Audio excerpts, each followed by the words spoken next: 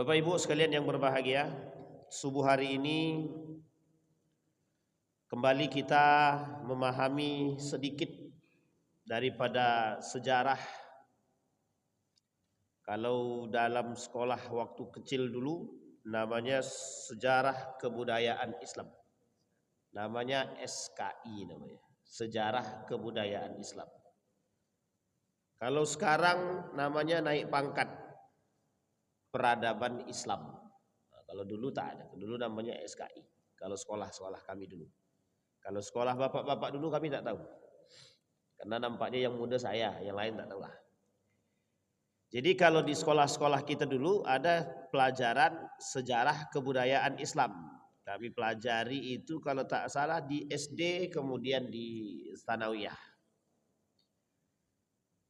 Tapi akhir-akhir ini lepas di beberapa sekolah-sekolah umum dan sekolah-sekolah yang lain mulai hilang sepertinya pelajaran-pelajaran tentang peradaban Islam ini. Sehingga untuk mencari, mendengarkan kembali, kalau bahasa orang dulu, dongeng-dongeng sejarah. Tapi perlu Bapak Ibu ingat, bahwa yang kita sampaikan di subuh hari ini bukan dongeng. Tapi sesuatu yang sudah terjadi dan yang akan terjadi. Sesuatu yang sudah terjadi dan yang akan terjadi. Jadi memahaminya, kalau dongeng itu kita anggap sebagai asatirul awwalin, cerita-cerita orang-orang terdahulu. Tapi kalau dia sifatnya benar itu melalui nubuat. Makanya kita melihat daripada nubuat baginda Nabi Muhammad SAW, kenabian. Jadi hadis yang disampaikan oleh Nabi tentang sesuatu yang sudah terjadi hari ini dan yang akan terjadi adalah bukti kebenaran Allah Subhanahu wa taala, begitu juga kebenaran apa yang disampaikan oleh baginda Nabi Muhammad sallallahu alaihi wasallam. Baik Bapak Ibu. Di dalam hadis baginda Nabi banyak sekali. Kalau kita lihat dari hadis-hadis Nabi itu banyak sekali. Judul kita di subuh hari ini adalah apa namanya itu? Pertempuran Romawi di akhir zaman. Ini kalau bahasanya adalah Romawi, nanti kita agak sedikit kuliti sejarah biar Bapak Ibu tahu Romawi itu apa dan terbagi berapa dan di mana saja. Karena kalau bicara Romawi atau bahasa lainnya Rom, itu tertulis di dalam Al-Quran, surat Ar-Rum. Nah, nanti kita coba singgung sedikit tentang surat Ar-Rum. Surat Ar-Rum ini prediksi nyata Allah 1400 tahun yang lalu. Jadi satu yang disampaikan Allah melalui Al-Quran, yang satu ditambah keterangannya melalui hadis baginda Nabi Muhammad sallallahu alaihi wasallam. Maka di sini Bapak Ibu, yang perlu kita pahami melalui nubuat Nabi tadi. Inilah yang menjadi bukti bahwa kebenaran perkataan Allah dan perkataan baginda Nabi Muhammad sallallahu alaihi wasallam. Misalkan dalam hadis baginda Nabi Muhammad sallallahu alaihi wasallam yang berbicara tentang persoalan Rum dalam bahasa apa namanya itu? Dalam bahasa Arabnya. Apa kata baginda Nabi Muhammad sallallahu alaihi wasallam? La yuftahadna lakumus Syam. Sungguh kelak kalian akan menaklukkan Syam. Syam sudah kita jelaskan berkali-kali posisi Syam tersebut. Syam itu satu karasidenan yang mencakup dari beberapa negara, kalau istilah Jawa karasiden namanya. Di dalam satu kompleks Syam ini ada beberapa negara yang masuk dalam lingkaran Syam ini. Yordania, Syria, Lebanon, Damaskus, kemudian masuk lagi Yerusalem, Palestina, Gaza dan sekitarnya, berbatasan dengan Irak, dengan Iran, Mesir. Dan ini berbatasan, dekat. Makanya Bapak Ibu, kalau kita lihat pusat konflik dunia hari ini, ya cuma di Syam ini memang. Eropa Turki misalkan berada di antara dua benua, Asia sebelah kanan, Eropa sebelah kiri. Di tengah-tengahnya Bosporus, laut. Di tengah-tengah ini laut Bosporus namanya. Sebelah kanannya Asia, sebelah kirinya Eropa. Jadi sebenarnya pusat konflik itu sudah disampaikan itu oleh Nabi di dalam hadisnya.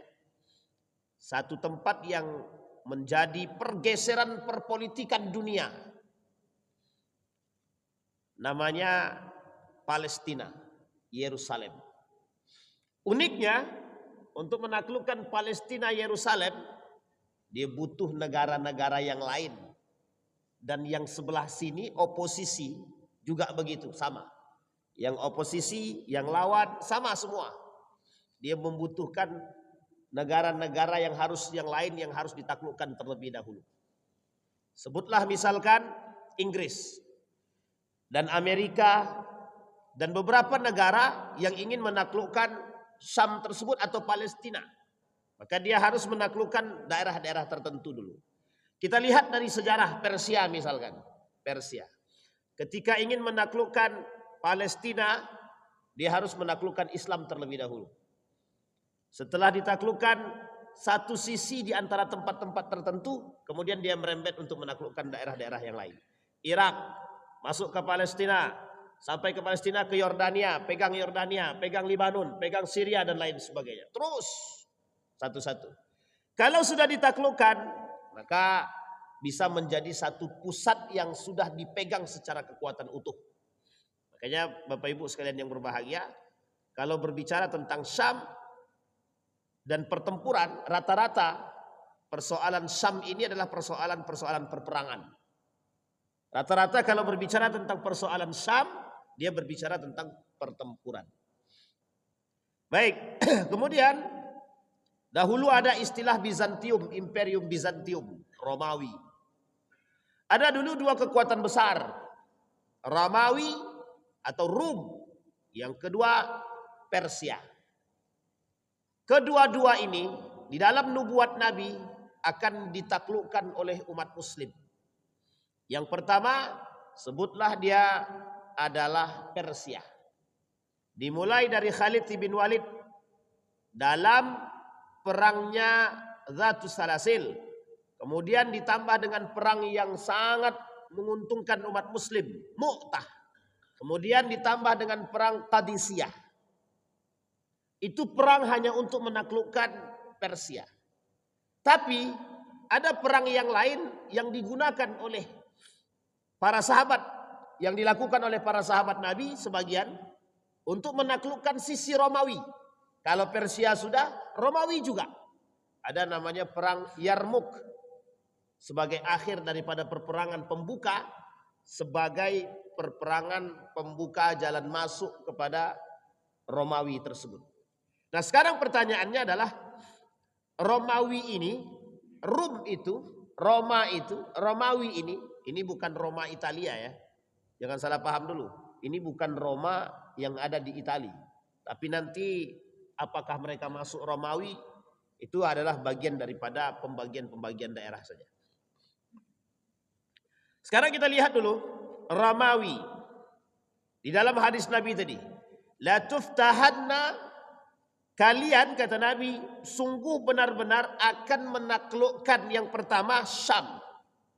Syam lingkaran tadi. Yang kedua kata Nabi akan menaklukkan Rum. Rum ini Romawi. Nanti kita lihat Romawi itu yang mana. Yang ketiga Faris, Persia. Kemudian au ar-Rum wa Faris, atau Romawi dan Faris, Persia. Hatta yakuna li ahadikum, sampai kalian di antara salah satu di antara kalian akan menjadi minal ibil kadza wa kadza, wa minal baqari kadza wa kadza, wa minal ghanami hatta yu'ta ahaduhum mi'ata dinarin khataha. Apa kata Nabi? Sehingga masing-masing ketika kalian menaklukkan Romawi, Persia, kemudian Syam, sehingga masing-masing di antara kalian mendapatkan bagian onta dengan jumlah sekian dan sekian, sapi sekian dan sekian. Demikian juga dengan kambing. Sampai-sampai orang yang sudah mendapatkan bagian 100 dinar pun masih menggerutu dengan bagiannya itu. Nanti kita jelaskan. Ini penting untuk dijelaskan posisi tersebut. 43. Hadis tersebut berasal dari riwayat Imam Ahmad. Nomor hadis 22.547. Hadis ini oleh Imam Ahmad di dalam musnadnya jilid kelima 340. Hadis ini juga disahihkan oleh beberapa para ulama. Satu di antaranya Al-Albani dalam kitabnya Al-Jami' As-Saghir. Baik Bapak Ibu. Di sini disebutkan bahwa orang-orang akan mengambil bagian daripada kambing-kambing, onta-onta, sapi-sapi. Apa maksudnya? Maksud ini adalah ketika nanti Persia sudah ditaklukkan, Romawi sudah ditaklukkan, Yerusalem sudah ditaklukkan, maka akan menjadi pusat konflik, pertempuran di antara kalian, saling merebut antara satu dengan yang lain, ketidakpuasan antara satu dengan yang lain, baik dari sisi kekuasaan, baik dari sisi harta, maka setiap orang akan berlomba. Dan itu terbukti. Ketika Persia ditaklukkan, maka setiap kelompok di antara yang menaklukkan berebut untuk menaklukkan kembali, untuk mengambil alih. Begitu juga dengan Syam, Palestina hari ini. Berbondong-bondong negara-negara yang lain ingin menaklukkan. Hari ini dulu Inggris. Pernah terjadi Persia. Kemudian Romawi, Bizantium, Imperium. Kemudian Amerika hari ini. Zionis, Israel, Yahudi hari ini. Jadi terus diperebutkan terus.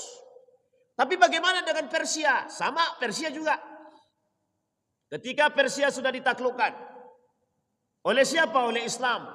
Terjadi pertempuran dalam tubuh umat muslim itu sendiri. Ketika terjadi pada masa dinasti Yarmouk, pada masa dinasti Abbasiyah, saling memunculkan kekuatan satu di antara yang lain untuk merebut. Seolah-olah bagian yang mereka terima taklah menjadi bagian yang paling disukai. Sehingga terjadi perebutan-perebutan antara satu dengan yang lain. Ini yang dimaksud dalam hadis tersebut. Bagaimana dengan kemudian Paris sudah, Rom sudah, Romawi sama ketiga tempat tersebut. Romawi bagaimana? Konstantinopel hari ini. Sekarang kita lihat. Romawi terbagi dua. Romawi Barat, Romawi Timur. Romawi Barat ini dan Romawi Timur ini adalah bagian yang sebenarnya tak bisa dipisahkan dari sisi Romawi itu sendiri. Kalau kita lihat di dalam peta itu, terbagi Romawi ini atas dua. Satu barat, yang satu lagi timur. Sementara kekuasaan yang Romawi timur ini disebut dengan wilayah Eropa. Wilayah Eropa. Maka pusatnya nanti adalah berbeda dengan Romawi barat, yaitu Konstantinopel. Maka ketika Nabi ditanya, mana yang akan pertama sekali ditaklukkan oleh umat muslim kelak? Konstantinopel kah atau Rum, Romawi? Loh, kok bisa berbeda begitu? Ini dalam hadisnya. Maka dijawab oleh Nabi, Heraklius. Negaranya Heraklius. Di mana negara Heraklius ini? Konstantinopel. Di mana Konstantinopel ini? Ada di Istanbul, Turki hari ini. Bisa dipahami Bapak Ibu ya? Makanya Turki itu sekarang dua wajah, kanan dan kiri. Turki itu sekarang wajahnya dua, kanan dan kiri. Asia dan Eropa. Asia bagian Romawi Timur, Romawi Barat. Romawi Timur Konstantinopel. Dan ini yang akan ditaklukkan oleh umat muslim dalam istilah sejarah. Kami sedang menulis di hadapan Rasulullah. Lalu beliau ditanya, kota manakah yang pertama kali akan ditaklukkan, Konstantinopel kah atau Roma? Kemudian Nabi menjawab, kota Heraklius, kata Nabi dalam riwayat Imam Ahmad, yaitu Konstantinopel, akan ditaklukkan terlebih dahulu. Kita lihat hadis yang lain. Kata baginda Nabi Muhammad sallallahu alaihi wasallam, Umranu Baitil Maqdis, kemerdekaan Palestina. Wa khurabu Yasrib, kehancuran Madinah. Wa khurabu Yasrib khurujul malhamah. Ketika Madinah dihancurkan, Yasrib dihancurkan, maka muncullah perang yang disebut dengan Malhamah. Malhamatul Kubra. Ketika perang Malhamatul Kubra terjadi, maka terjadilah penaklukan Konstantinopel, Fathul Konstantiniyah. Ketika Fathul Konstantiniyah terjadi, penaklukan Konstantinopel terjadi, wa khurujud Dajjal, maka muncullah Dajjal. Thumma daraba biyadihi ala fakhdil ladhi haddathahu ala au mankibaihi qala inna hadzal haq kama annaka haq. Kemudian Nabi bilang, sampai Nabi tangannya memukul ke paha salah seorang teman bicaranya. Kemudian dalam arti kata memberi kode saking seriusnya, dan Nabi mengatakan sesungguhnya ini adalah benar sama benarnya seperti apa yang terjadi pada diri kita.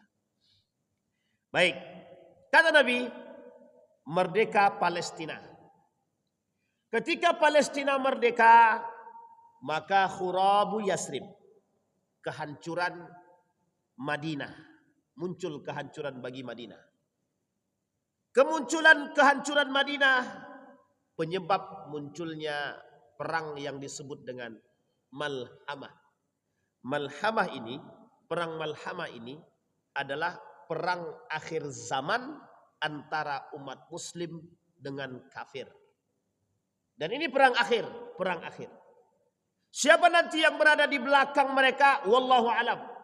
Apakah ini orang Romawi, Yahudi, atau orang Yahudi yang berada di Romawi dan lain sebagainya? Prediksi ke depan melalui beberapa hadis baginda Nabi. Yang pertama, hadis Nabi mengatakan kelak dominasi akhir zaman itu, kata Nabi, adalah dominasi orang-orang Romawi. Pertanyaannya, siapa orang Romawi ini? Siapa mereka? Orang seperti apa? Ada hadisnya? Ada. Kata Nabi, orang-orang yang di dalam Romawi ini adalah orang-orang musyrik dan orang-orang munafik. Itu sudah disampaikan semua, Pak. Bapak Ibu percaya tak percaya? Wajib percaya. Salah kalau tak ragu, salah. Bisa dipahami Bapak Ibu ya? Kita lihat. Dalam hadis yang lain, baginda Nabi Muhammad SAW mensoalkan persoalan tentang Romawi yang dikhawatirkan oleh baginda Nabi terhadap kedatangan mereka. Di dalam hadis yang dituliskan oleh ulama tersebut, apa kata baginda Nabi Muhammad SAW? Qustatul muslimin yaumal malhamah. Menjawab yang malhamah tadi. Perang malhamah itu, yaumal malhamah itu, maka kata baginda Nabi, akan menjadi tempat di mana umat muslim akan berperang di situ. Lawannya adalah Romawi. Baik, disebutkan dalam hadis di sini. Perkemahan kaum muslimin pada saat terjadi perang malhamah. Qustatul muslimina yaumal malhamah. Apa nama tempatnya? Al-Ghutah. Al-Ghutah. Ila janibi madinatin yuqalu laha Dimashqi. Apa kata beliau? Ketika umat muslim berperang dengan orang Romawi dalam yaumal malhamah, di perang malhamah, maka umat muslim mengambil tempat perkemahan peristirahatan mereka di salah satu tempat yang hari ini disebut dengan Damaskus, yang daerahnya adalah namanya Ghautah. Ghautah. Jadi ada nama tempat namanya Ghautah. Ghautah ini bakal menjadi tempat peristirahatan atau tempat ketika umat muslim nanti berperang. Salah satu tempat mereka adalah di Damaskus. Damaskus itu berada di mana Pak Ustadz? Damaskus itu berada di lingkaran Syam, Palestina. Lingkaran Syam, Palestina. Sampai di sini pusing apa tak pusing Bapak Ibu? Susah juga kalau begitu. Bapak Ibu tahu Palestina kan? Palestina itu Syam. Kita pisahkan dulu ya, Palestina, Syam. Bapak Ibu tahu Turki tahu kan? Istanbul tahu kan? Erdogan tahu Erdogan? Nah, itu namanya Turki. Nah, sekarang kita pisahkan di sini. Kalau Palestina masuk wilayahnya Syam. Apa namanya? Syam. Bapak Ibu tahu Iran? Iran tahu Iran? Itu Persia. Persia. Jadi Persia itu sekarang namanya Iran. Nah, pusatnya 3 negara tersebut. Turki, Iran, lah saya sebutin ya. Turki, Iran, Palestina. Nah, ini pisahkan 3 ini. Yang paling banyak disebut dalam hadis. Turki, Iran, Palestina. Palestina menyeluruh dia. Di Syam ini menyeluruh. Baik negara Palestinanya, Yerusalem ini. Baik itu Yordania, negara yang lain dalam Syam ini. Baik itu Libanon, negara lain dalam Syam ini. Syria, Damaskus, dalam satu lingkup Syam. Di mana di tengah-tengah itu ada satu tempat yang sangat mulia. Namanya Baitul Maqdis. Apa itu Baitul Maqdis? Baitul Maqdis itu adalah kiblat pertamanya umat muslim. Dan seluruh umat-umat yang lain. Maka disebut apa dia? Tempat tersuci ketiga. Setelah mana? Masjidil Haram, Makkatul Mukarramah, Masjidin Nabawi, Madinatul Munawwarah. Yang ketiga, Baitul Maqdis, Palestina, Yerusalem. Nah, sampai di sini bisa dipahami ya. Maka pisahkan 3 tadi. Istanbul, Turki. Hari ini dulu namanya Konstantinopel. Pusat kekuasaan Heraklius, Romawi pada masanya. Nah, jadi Romawi itu mana Ustadz? Singkatnya adalah inilah Turki sekarang. Itu Romawi dulu yang besar. Ini dia Turki. Nah, Turki ini dulu Romawinya terbagi 2. Satu sebelah Bosporus sebelah kiri yang ada Istanbulnya. Itu Romawi Timur namanya. Yang kedua bagian Asia setelah bagian Asia tadi yang masuk ke wilayah Asia sedikit. Itu masuknya Romawi Barat namanya. Ketika itu. Waktu itu. Nah, nanti yang pertama kali ditaklukkan di antara 2 ini. Itu bukan yang bagian Asia. Nanti ya, nanti. Tapi pertama kali ditaklukkan adalah Konstantinopelnya dulu. Istanbul Turkinya. Kapan? Nanti. Kapan itu nantinya? Setelah Palestina ini merdeka. Tunggu Palestina merdeka dulu. Kalau dalam prediksi tahun depan, tunggu aja. Berarti semakin dekat kiamat Ustaz? Mungkin. Kalau semakin jauh itu mustahil. Kan begitu. Bisa dipahami Bapak Ibu ya?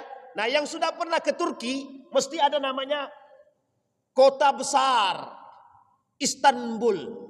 Yang digadang-gadangkan dan disenang-senangi oleh para wisatawan. Baik dari negara manapun, termasuk Indonesia. Kemana umrohnya? Turki. Kalau tidak ke Istanbul, tidak ke Turki namanya. Itu namanya. Bisa dipahami ya? Kemudian ada negara ketiga, namanya Persia. Dulu namanya Persia, sekarang namanya Iran. Syiah Ustadz, jangan bahas Syiahnya. Kita tak bahas Syiah apa gini. Nah, kita bahasnya Iran Persianya. Sekarang pertanyaannya muncul. Mengapa kok 3 ini dalam hadis Nabi? Ini yang harus kita bahas. 3 inilah pusat kekuasaan dunia pada masanya. Sekarang kita sebut. Ada nggak dalam sejarah di situ disebutkan Amerika? Nggak ada. Ada nggak dalam sejarah disebutkan Belanda? Tidak ada. Adakah dalam sejarah disebut, dalam sejarah Islam ini, kekuasaan dunia pada masanya, peradaban pada masanya? Ada nggak disebut Inggris? Nggak ada. Inggris, Amerika belakangan datang. 1900-an. Perang dunia pertama, perang dunia kedua, perang dunia akhir yang akan ketiga ini. Tapi situ tak masuk. Tidak masuk. Bisa dipahami ya? Nah, sampai di sini bisa dipahami Bapak Ibu. Kapan kok bisa mereka ini berkuasa? Kok ada Inggris, kok ada Amerika, kok ada Belanda? Ini perluasan wilayah, ekspansi pada masa sahabat Nabi.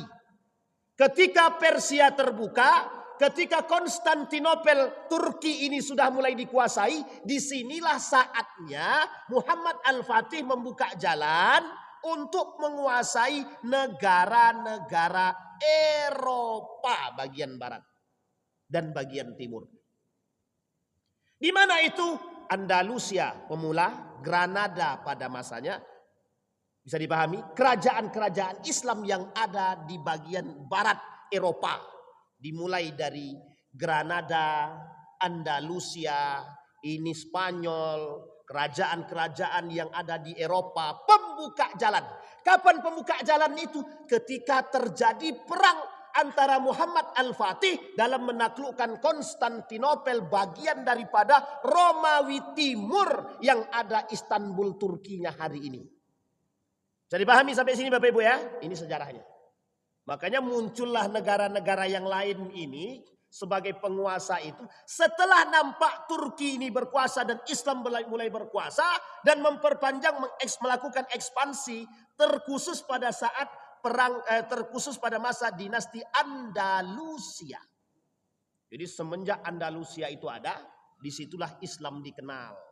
Islam dikenal, tahu orang. Makanya ada istilah buku Hanum Salsabilah Rais. Siapa itu Hanum Salsabilah Rais itu? Perempuan. Yang jelas perempuan dulu. Anak siapa? Anak Amin Rais. Apa judul bukunya? 99 Cahaya di negeri Eropa, kalau saya tak salah. Kalau itu salah ya salah, betul lah berarti itu. Intinya tentang melihat napak tilas Islam yang ada di Eropa. Satu di antara tempat yang dikunjungi oleh beliau adalah peninggalan Andalusia. Jadi kalau kita bilang Islam ini disampaikan oleh Nabi akan menaklukkan setengah dunia, sudah terjadi. Sudah terjadi. Kapan itu? Pada masa kepemimpinan Islam. Sekarang kita lihat negara mana yang tidak, dari 3 kekuasaan besar tadi, mana yang tidak ditaklukkan oleh Islam. Ada 2 di antara Palestina atau Syam, Iran, ini Turki, Romawi.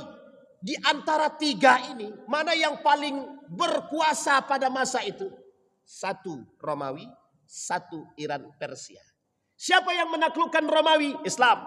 Siapa yang menaklukkan Persia? Islam. Dua-duanya yang ditaklukkan oleh. Kalau yang di situ Ustaz, di Syam itu kok bisa Islam juga? Ini panjang ceritanya, sejarah. Nabi Sulaiman, Nabi Daud, Nabi Sulaiman sampai sekarang. Makanya kalau Islam mengklaim, umat Muslim mengklaim Palestina itu kita, ya memang. Kalau kita mengakui Nabi Sulaiman itu kita. Kalau kita mengakui Nabi Daud itu adalah kita. Sampai di sini bisa dipahami Bapak Ibu? Sudah lihat peta konfliknya? Ini namanya peta konflik namanya. Pertanyaannya muncul, apakah pada saat Muhammad Al-Fatih menaklukkan Konstantinopel ini sudah masuk dalam menaklukkan Romawi? Dijawab, kalau merujuk kepada hadis Nabi, la tuftahanna al-Konstantiniyah, sungguh kelak umat Muslim akan menaklukkan Konstantinopel. Siapa yang akan menaklukkan? Ala yadir rijal, di tangan seorang pemuda, kata Nabi. Sebaik-baiknya pemimpin, sebaik-baiknya tentara, kata Nabi. Oleh siapa guru daripada Muhammad Al-Fatih itu? Syamsuddin. Salah siapa? Kan Muhammad Al-Fatih. Gurunya Muhammad Al-Fatih ini namanya, sebentar, Syamsuddin. Ada seorang ulama besar namanya Syamsuddin yang selalu berada di belakang Muhammad Al-Fatih. Muhammad Al-Fatih ini pertama jadi khalifah umur 12 tahun. Pernah terbayang seorang anak umur 12 tahun jadi khalifah. Setelah jadi khalifah, tak lama kemudian dikudeta. Bayangkan 7 turunan mulai dari Osman itu kakeknya Muhammad Al-Fatih. Sampai ke bawah ke Muhammad Al-Fatih tadi. Berapa panjangnya itu? Panjang banget pokoknya intinya. Kalau tanya panjangnya, panjang banget. Di antara panjang 7 turunan itu, mulai dari Osman itu, pikiran pertama mereka sampai ke sana itu mimpinya cuma satu aja. Menaklukkan Konstantinopel. Itu saja pikirannya. Menaklukkan Konstantinopel. Siapa Konstantinopel itu? Turki, Istanbul sekarang.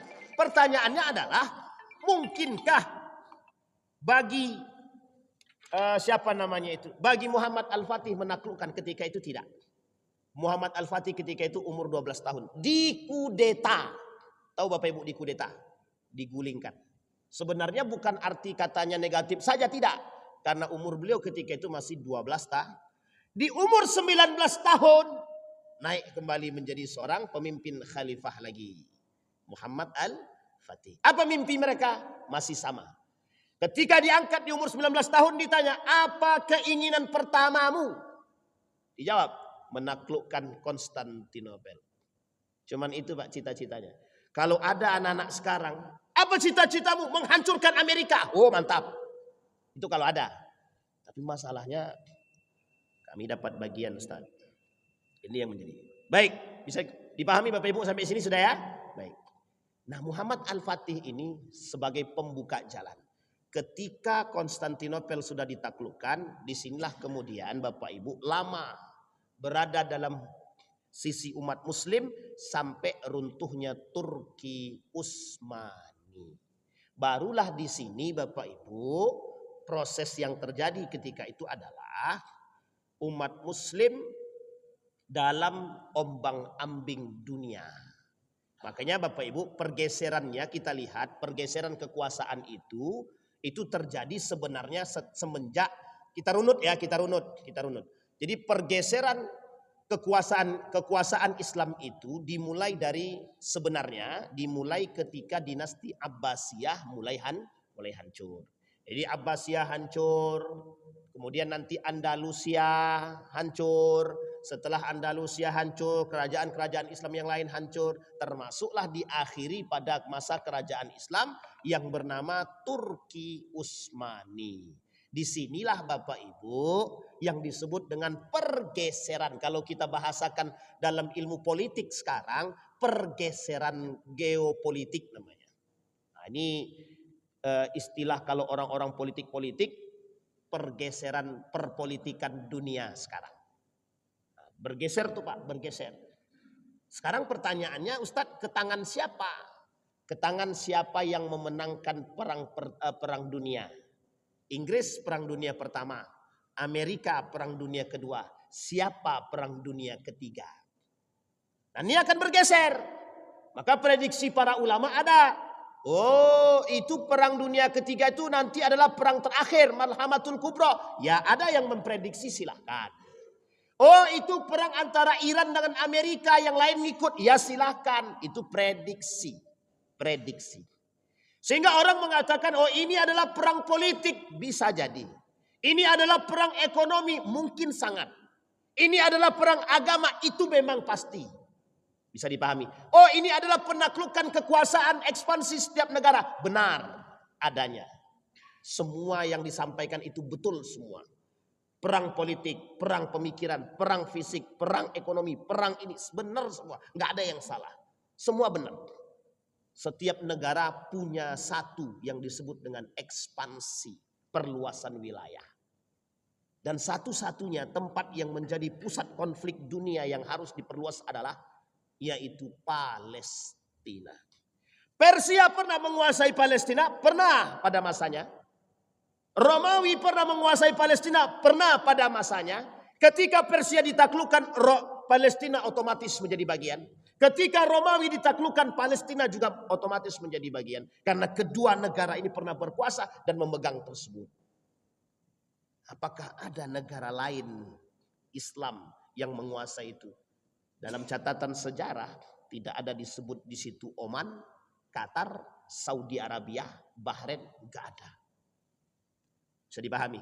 Yang populer di telinga dalam beberapa hadis Nabi, Yordania, Irak, Iran, Timur. Bisa dipahami Bapak Ibu? Ini sejarah. Bapak Ibu boleh cek. Ada nggak dalam bahasa Arab itu di hadis-hadis Nabi tentang Belanda? Nggak ada. Amerika nggak ada. Inggris nggak ada. Persia ada, Romawi ada, Konstantinopel ada. Sebut ada banyak. Syam, Palestina ada. Yordania ada. Irak ada. Syria ada dalam sejarah. Itu peta konfliknya, Pak. Jadi kembali kepada poin tadi. Ngamuk mic-nya. Kembali kepada poin tadi. Di sini yang terjadi. Maka kata para sejarah, awal mula penaklukan Romawi itu, Konstantinopel itu adalah dilakukan oleh sebagai pembuka Muhammad Al-Fatih. 7 turunan. Salahuddin Al-Ayyubi itu menaklukkan apa? Ini Salahuddin Al-Ayyubi tentara salib. Kalau Salahuddin Al-Ayyubi tentara salib. Nah, tentara salib ini bagiannya dari mana nanti? Ya juga sama, Palestina juga. Penguasaan Palestina juga sama. Maka dalam bayang-bayang dunia. Bisa dipahami sampai sini ya? Makanya kalau berbicara tentang Persia, dia sudah ada bagiannya. Kalau bagiannya Konstantinopel, itulah yang menjadi pusat dunia hari ini. Nah, sekarang kita lihat hadis Nabi. Kata Nabi, yang mendominasi manusia, yang mendominasi kekuasaan ketika itu, yang mempengaruhi umat muslim ketika itu adalah dominasinya Romawi. Kita lihat dominasi Romawi itu yang mana? Bagian barat. Jadi bagian barat ini begini bahasanya. Nanti Bapak Ibu kita lihat.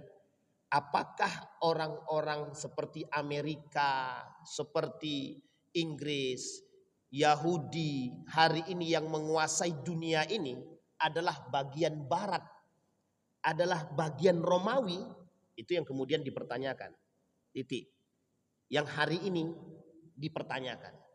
Kalau kita lihat dalam akses sejarah, bisa jadi Eropa ini adalah bagian daripada Romawi yang dikatakan oleh Nabi menguasai setengah dunia, artinya yang mendominasi dunia ketika itu. Kalau kita lihat sekarang, posisi Eropa mendominasi dunia, benar. Sangat benar sekali. Dari sisi kekuasaan dan ekonomi. Justru kata Nabi, tunduknya negara-negara Arab adalah bagian daripada penguasaan dan pengaruh dominasi Romawi. Bisa dipahami Bapak Ibu ya? Sangat bisa jadi. Nah, maka di sini dikatakan muncul perang terhadap Romawi di akhir zaman. Di akhir zaman. Kok bisa disebut dengan di akhir zaman? Karena setelah terjadinya kemerdekaan Palestina. Pertanyaan, Palestina sudah merdeka atau belum? Belum. Kalau sudah merdeka, baru kemudian terjadi perpecahan di daerah Madinah. Pertanyaannya sudah terjadi belum? Belum. Maka kemudian yang ketiga, barulah bisa disebut dengan perang Malhamah. Maka disebutlah sebagian para ulama, Malhamatul Kubro yang dimaksud oleh Nabi ini bisa jadi adalah pertempuran umat muslim dengan Romawi. Pertanyaan muncul lagi. Kalau ini pertempuran umat muslim dengan Romawi, Romawi ini siapa sebenarnya yang menguasai dia? Disinilah kemudian poin pentingnya bagi kita untuk menelaah. Apa itu? Bisa jadi orang-orang Yahudi yang hari ini ada, merekalah yang menguasai Romawi itu, dan merekalah yang berada di dalam Romawi tersebut. Bisa dipahami? Sampai di sini bisa dipahami Bapak Ibu? Pertanyaan muncul. Apakah mungkin Islam akan menaklukkan Romawi itu dalam perang Malhamatul Kubra? Dijawab sama Allah dalam hadis Nabi. Kemenangan umat Islam pasti bagi mereka. Bisa dipahami Bapak Ibu? Oh, itu bukan berarti Pak Yendi. Bukan. Itu sudah akan lama nanti Pak. Tapi mungkin dari generasi bisa. Tapi kita nggak tahu wallahu alam dari generasi siapa. Apakah itu dari generasinya Pak Waka? Bisa jadi. Atau generasi-generasi yang lain. Yang jelas kita melihat kemerdekaan Palestina, kemudian kehancuran Madinah, Malhamatul Kubra, kemudian Konstantinopel, barulah kemudian dunia dalam ambang-ambang akhiruz zaman yang disebut dengan kiamat. Sampai di sini bisa dipahami Bapak Ibu? Baik. Apa ada hadis yang lain Pak Ustadz yang berbicara tentang persoalan tersebut? Ada, kita lihat lagi. Baik. Ketika baginda Nabi Muhammad sallallahu alaihi wasallam mengatakan, "An Abi Umamah qala la taqumus saa'ah hatta yatahawwal syiraru ahli Syam." Kata Nabi, Tidak akan terjadi hari kiamat sampai penduduk-penduduk Syam itu sangat jahat sehingga berpindah ke Irak, dan sebaik-baik penduduk Irak berpindah ke Syam. Orang-orang Syam yang jahat pindah ke Irak. Orang-orang jahat, orang-orang baik di Irak pindah ke Syam, berputar. Ini belum terjadi. Belum terjadi. Orang-orang Irak ini, Irak itu tak jauh dengan Iran, tak jauh juga dengan Syam Palestina. Tidak jauh, berdekatan semua. Nah, jadi nanti Bapak Ibu, nubuat Nabi ini semuanya pasti terjadi. Nubuat Nabi ini pasti terjadi. Tetapi pergeseran migrasi ini sudah mulai tampak sedikit demi sedikit. Apa maksudnya Ustaz? Maksudnya negeri Syam akan diisi oleh orang-orang baik. Sebaliknya, justru bagian negara-negara kekuasaan tadi yang dikuasai justru akan diisi oleh syirarun nas, orang-orang jahat. Nanti makanya perang terakhir adalah benteng terakhirnya umat muslim di mana? Palestina. Itu benteng terakhir kita. Nah, benteng terakhir kita itu berhadapan dengan siapa? Yang berada di sekitar kita tadi. Yang dikuasai oleh Romawi, yang di daerah-daerah tersebut sudah jahat-jahat manusianya. Termasuk bagian kecilnya adalah Irak. Irak. Sekarang lihat hadis Nabi yang lain. Apa kata hadis Nabi yang lain? Mana negara yang berkhianat kelak terhadap umat muslim di akhir zaman? Negara yang berkhianat kepada umat muslim kelak di akhir zaman, kata Nabi, Romawi. Itu Nabi yang bilang. Pertanyaannya, Romawi mana Ustaz? Baratkah, timurkah? Bagian Eropakah atau bagian Asiakah? Kedua-duanya. Penguasaan dunia. Jadi Bapak Ibu bisa kebayang kan? Kebayang maksudnya, oh nanti merdeka Palestina berarti pengkhianatan tetap berjalan. Masih ada. Sampai nanti muncul perang dunia. Bukan sampai nanti namanya muncul perang Malhamatul Kubra. Perang terakhir perperangan. Udah gak ada lagi perperangan setelah itu. Setelah perperangan itu terjadi, barulah terjadi penaklukan Konstantinopel yang terakhir tanpa ada pertumpahan darah. Ini yang disebut dengan penaklukan Romawi terakhir di akhir zaman. Nah, kalau ini sudah terjadi, sudah mulai bermunculan taring-taring pengikut, dan dimulai dulu dari pengikut-pengikutnya.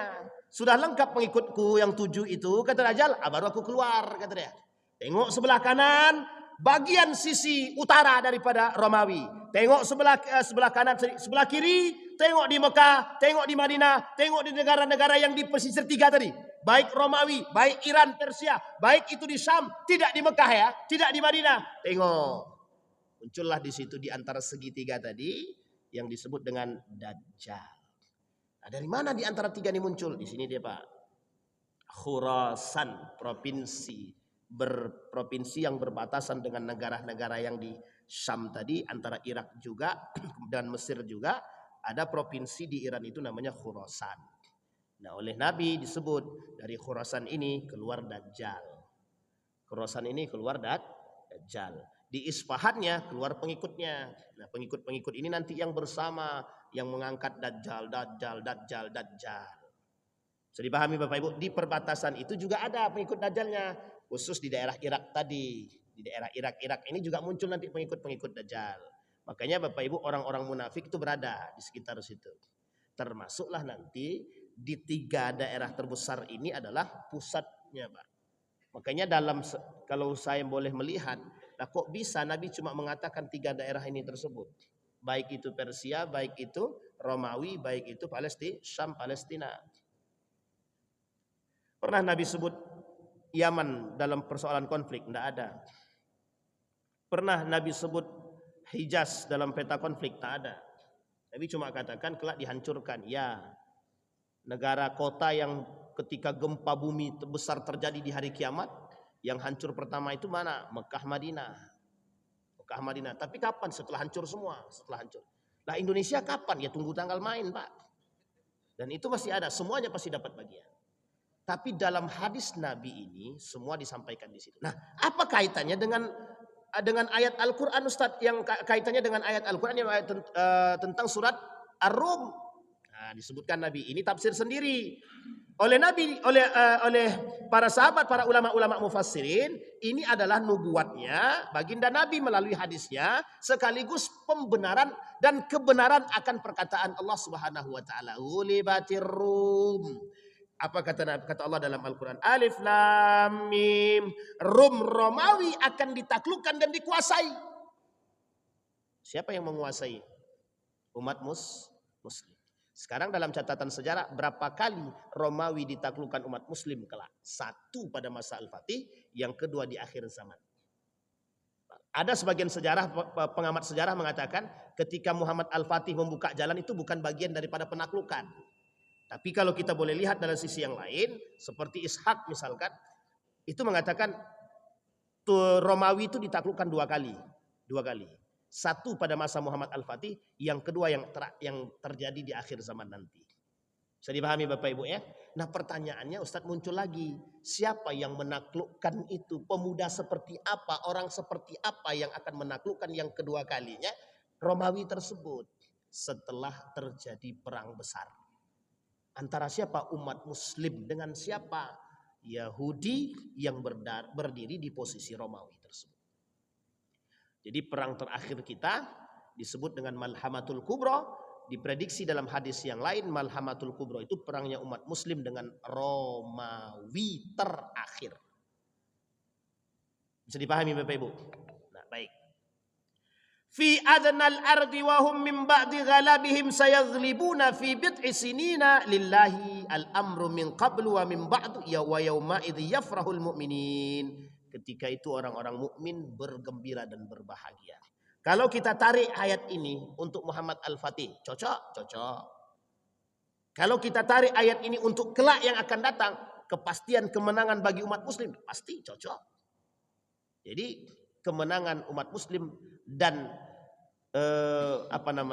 penaklukan Romawi itu pasti akan terjadi. Dan pasti akan dilakukan oleh orang-orang yang beriman. Intinya Bapak Ibu sekalian yang berbahagia. Yang pertama, tidak ada istilah kita keluar dari perperangan, nggak ada. Jadi perang itu dari dulu sampai sekarang sampai akhir zaman akan terus terjadi.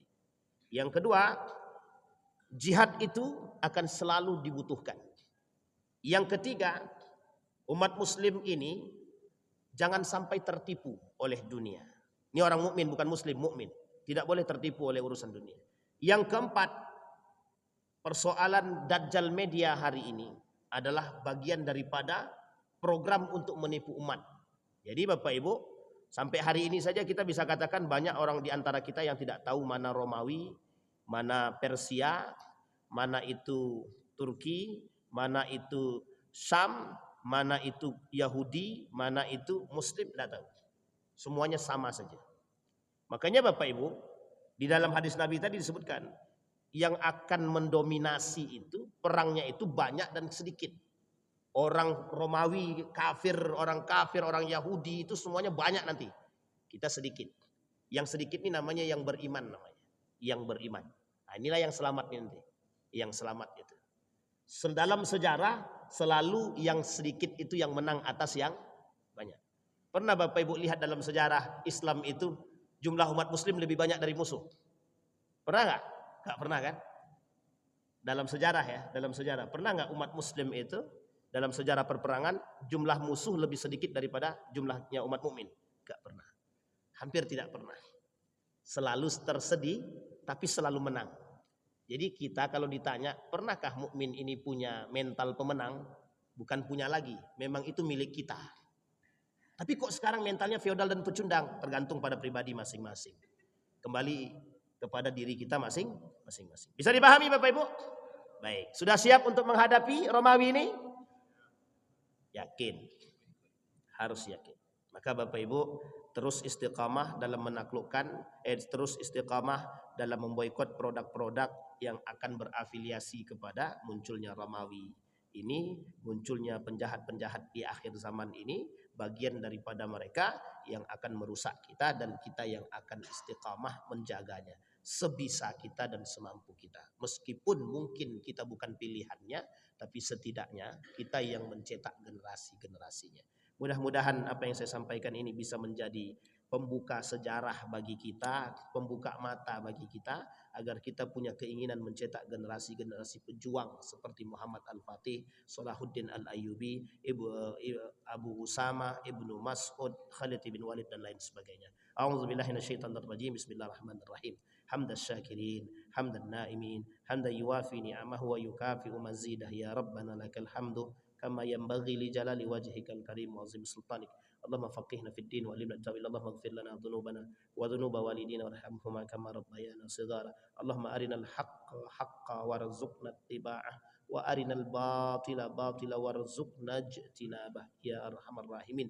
ربنا آتنا في الدنيا حسنة وفي الآخرة حسنة وقنا عذاب النار والحمد لله رب العالمين. السلام عليكم ورحمة الله وبركاته.